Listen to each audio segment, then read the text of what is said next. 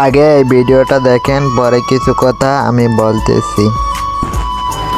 ইন্না লিল্লাহি ওয়া ইন্না ইলাইহি রাজিউন। আপনাদের সবার প্রাণপ্রিয় নেত্রী বেগম খালেদা জিয়া আমাদের মাঝে আর নাই। হয়তো এই কথাটা অনেকে বিশ্বাস করবে না, আসলে এটাই সত্যি।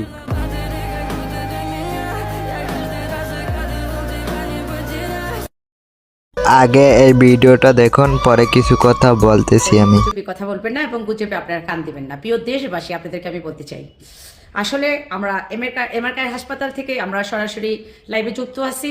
একটা কথা মনে রাখবেন, যদিও আমি শাহিনুর ঘরে, তারপরেও কিন্তু বাহিরের খবরগুলো আমি ভালোভাবে রাখতেছি। আপনারা কেউ বিভ্রান্ত হবেন না এবং এই ভিডিওটাকে শেয়ার করে দিবেন।